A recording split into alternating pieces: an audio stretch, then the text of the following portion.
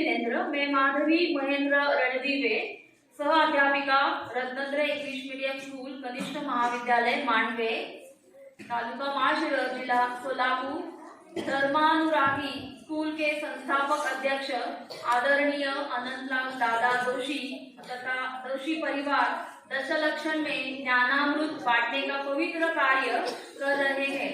आज पर्वाधिराज पर्युषण पर्व का पहला धर्म क्षमा धर्म है। पर्युषण पर्व आत्मशोध करने का पर्व है। इस पर्व में हम सभी हमारे हृदय की मलिनता झटक कर शुद्धता करते हैं। पर्युषण पर्व लोकोत्तर धार्मिक पर्व है। इस पर्व में हम देखते हैं कि अपने स्वयं के अंतःकरण हृदय में शुचिता कितनी हुई है, कितने विशुद्ध भाव से गैर भाव कम हुए हैं, समन्वय के कितने भाव व्यवहार बढ़े हैं। यही इस पर्व का जमा खर्च है। मन को उल्लासित एवं प्रसन्न करके हम पर्व मनाना चालू करते हैं। दश लक्षण क्या है? दश लक्षण दश धर्म हमें बताता है, लेकिन ये क्या है? This question arise in everyone's mind. यह बीज से वृक्ष की यात्रा है। यह बीज यानी सीड से बीज से वृक्ष की यात्रा है। अपने चेतना को अकिंचन से महान बनने का एक उपक्रम है। धरती में जब बीज बोते हैं, मृदु माटी का संसर्ग पाकर वह अंकुरित होता है। बीज अंकुरित होता है, उससे अंकुर फूटता है, वह सीधा जाता है, अंकुर के साथ पौधा बनता है। उसके आजू बाजू खरपतवार होती है, उनकी सफाई होती है। ऐसे ही क्षमा रूपी धरती पर पहला जो धर्म है वो क्षमा है, और ऐसे क्षमा रूपी धरती पर धर्म का बीज बोकर मृदुता की माटी पाकर अंकुर सरलता का आर्जव धर्म स्वीकारता है। तभी दोष दुर्बलता रूपी खरपतवार की हम सफाई करते हैं। उसे ही शौच धर्म कहा गया है। सफाई करना यानी शौच धर्म, सरलता यानी आर्जवता मार्दवता है। तब बीज सत्य के सूरज का दर्शन करता है। सत्य भी एक दश धर्म का धर्म है। संयम के फूल उसे आते हैं। पेड़ तपता है, उसमें फल लगते हैं, वह फल त्यागता है।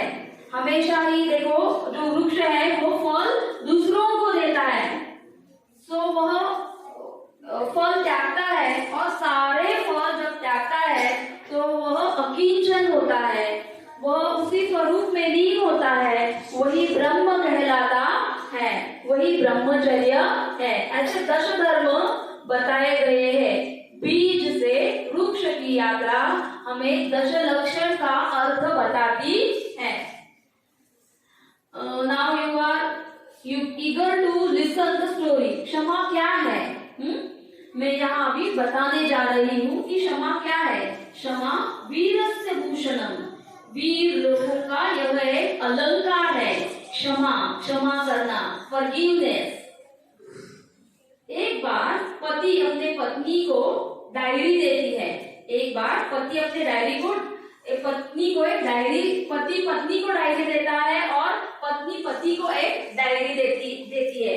वो दिन होता है 1 जनवरी का, और वो एक दूसरे को बोलते हैं कि पूरे साल तक ये डायरी हम अपने पास रखेंगे, और पति की गलतियां उस डायरी में लिखेगी, और पति की गलतियां उस डायरी में जो उसके पास है उसमें लिखेगी।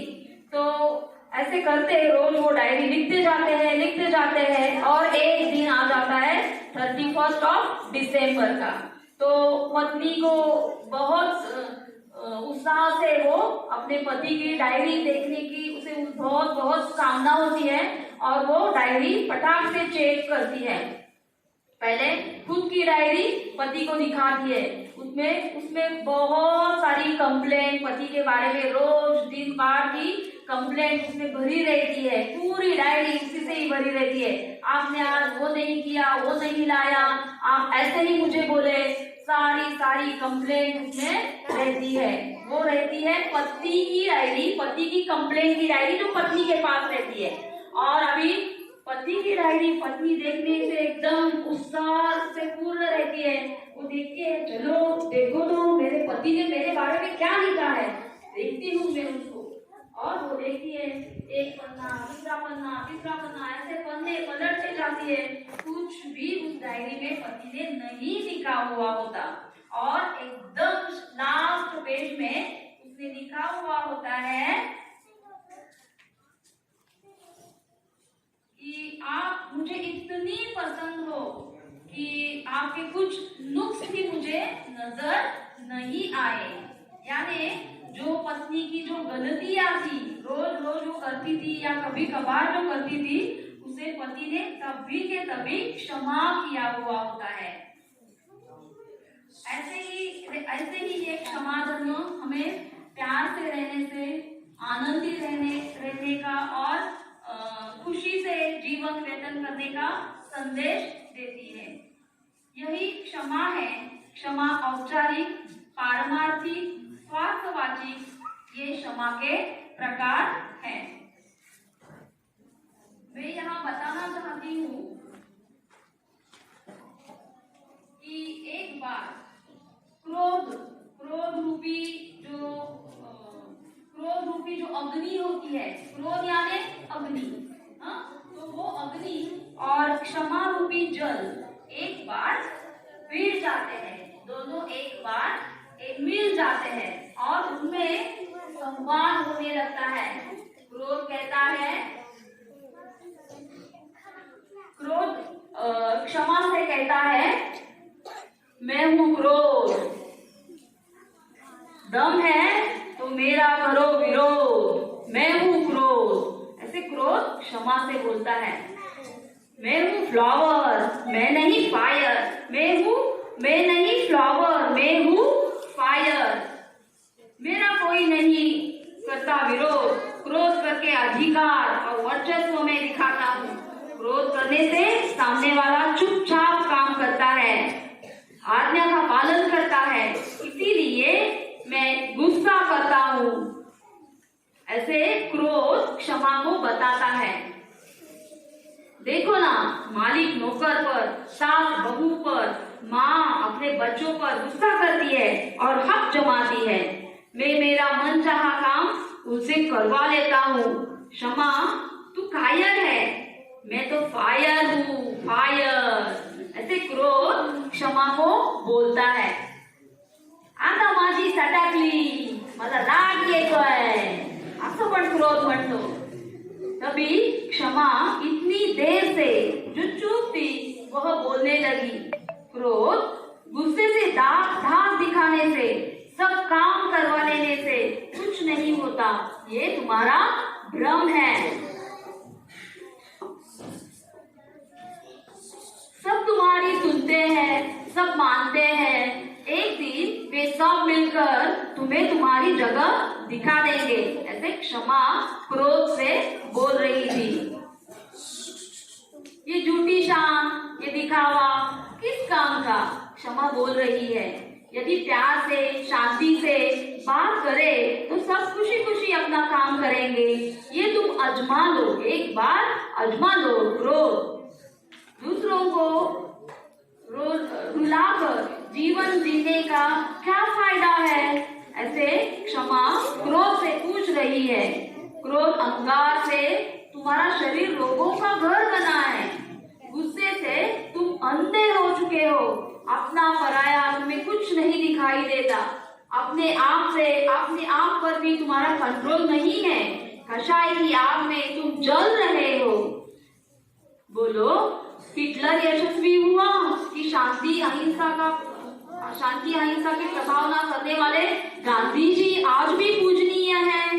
जरा बदलो, जरा तनिक विचार करो, सुधारो, अपने आप को झुकना सिखाओ, हंसना सीखो, माफ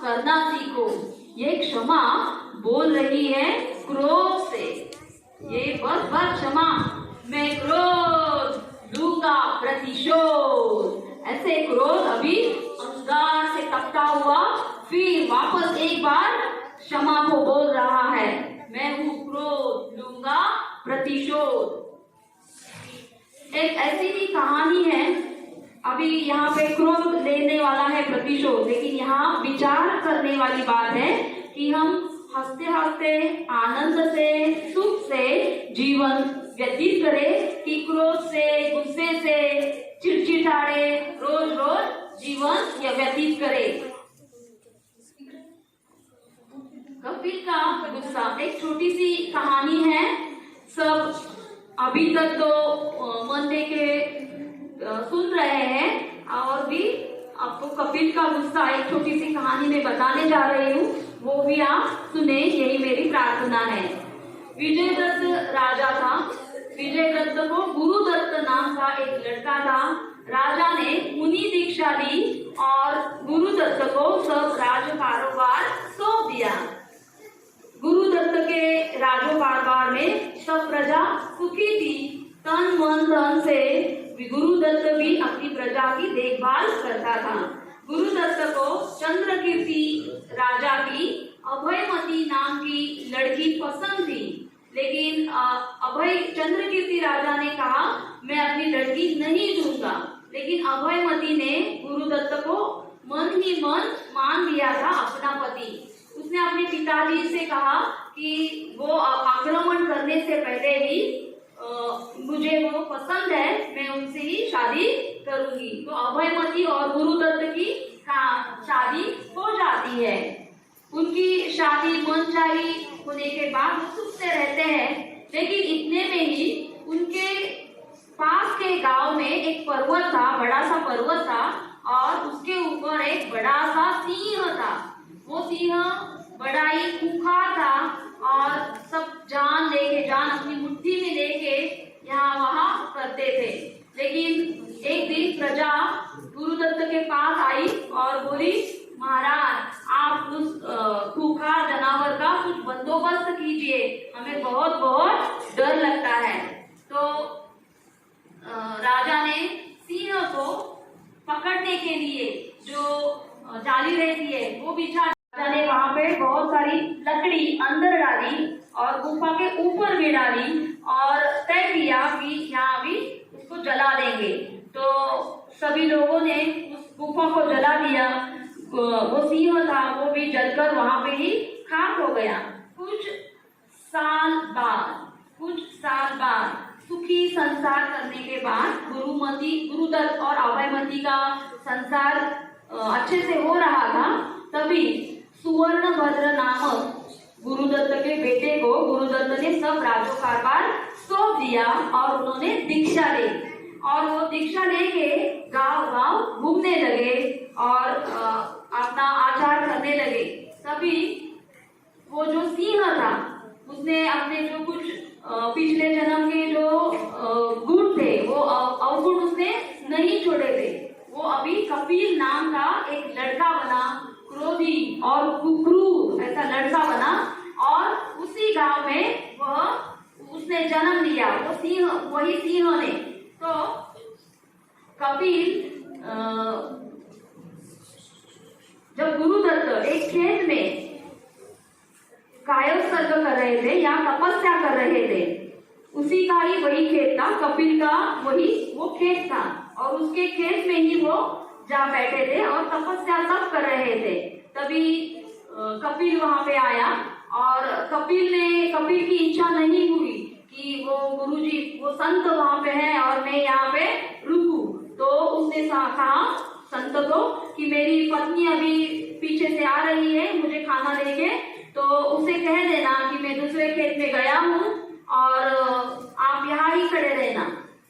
थोड़े देर के बाद वो दूसरी खेत में जाता है और उसकी पत्नी जब खाना लेके आती है, संत यानी वो जो गुरुदत्त है स्वामी जी बने हैं, वो कुछ भी उनसे बात नहीं करते, पत्नी के साथ कुछ भी बात नहीं करते और उस गुरुदत्त का पता नहीं बताते कि वो कहाँ कौन से खेत में गया हुआ है। वो नहीं बोलने से गुरुदत्त की पत्नी वापस घर में आती है और बैठती है। कपिल वहाँ बहुत बहुत भूखा रहता है और पागल सा हो जाता है, घर में आ जाता है, पत्नी को गालियां देता है, क्यों नहीं आई, मुझे बहुत भूख लगी थी, खाना क्यों नहीं लाई।